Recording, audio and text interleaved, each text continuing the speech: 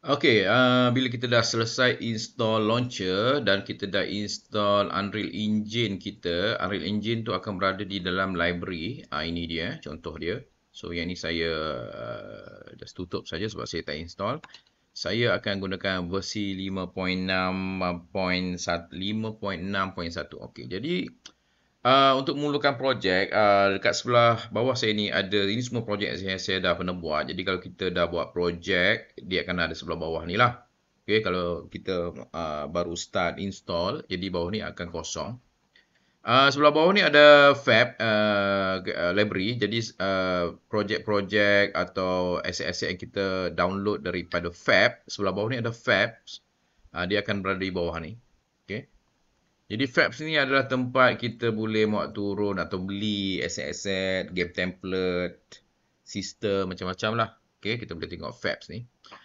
Okay, jadi kita nak run, kita boleh klik button kuning, orange, launch Unreal Engine 5.61 atau kita boleh klik launch kat sini.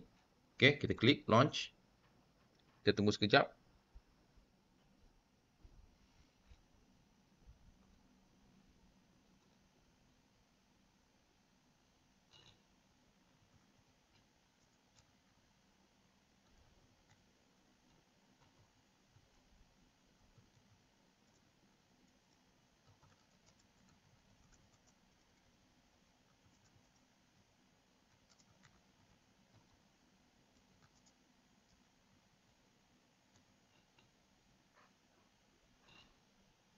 Okey, jadi kita akan dapat permukaan macam ni. Okey, dekat sini ni sebenarnya template Jadi dalam Unreal Engine kita ada beberapa template yang dibagi kategori adalah games, film, video, architecture, automotive dan simulation. Okey, apa yang kita nak pakai selalunya kita akan pergi kepada games.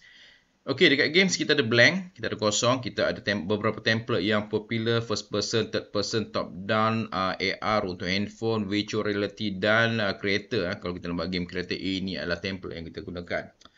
Okey, biasanya kalau kita tengok mana-mana tutorial Unreal, dia akan menggunakan template sedia ada dan memang cara kita buat game dalam Unreal, kita akan menggunakan daripada template yang sedia ada. Okey. Jadi untuk kita punya tutorial ni, kita akan pergi kepada third person. Selalunya kita memang tutorial akan suka menggunakan third person template ni. Okey, jadi third person ni, kita tengok sebelah bawah, kita ada variant. Sekarang ada variant. Dulu tak ada, dulu ada satu je. Sekarang dia ada variant. Kita boleh pilih combat, platforming, side scroller, platforming, ini game jenis template. Kalau kita nak buat lawan-lawan, ada combat dekat sini. Okey, jadi kita pilih none. Okey, kita tak nak ambil variant. Quality kita ambil scalable, kita tak nak pakai maximum. Target platform pun kita pakai mobile. Walaupun kita buat untuk desktop, tapi kita ambil untuk mobile. Tak kisah ambil desktop pun boleh, tak ada isu sebenarnya. Mobile atau desktop tak ada isu sebenarnya. Okey. Kat sini kita akan ambil blueprint. Kita tak pakai C++, kita pakai blueprint. Cuma quality preset kita pakai scalable lah. Kita tak nak pakai maximum. Okey, variant kita pakai none dan ini adalah tempat projek kat mana kita nak save projek kita. Kita mungkin boleh letak di dalam desktop. Dokumen lah saya letak dekat dokumen. Saya buat new folder.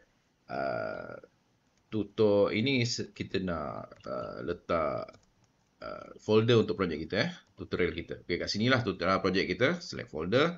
So yang ini kita namakan dia tutorial. Okey. Create. Jadi kita akan tunggu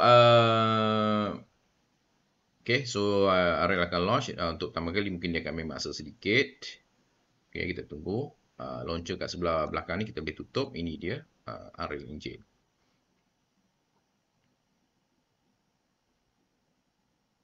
Okey, jadi permulaan bila kita mula buat Unreal Engine, kita akan dapat interface kita mungkin sedikit berbeza.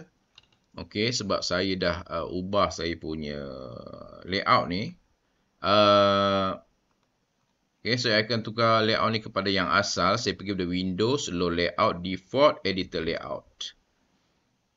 Okey, jadi ini adalah default layout untuk Unreal Engine. Okey, jadi kat sini kita tengok. Ini adalah kita punya game dekat tengah-tengah ni.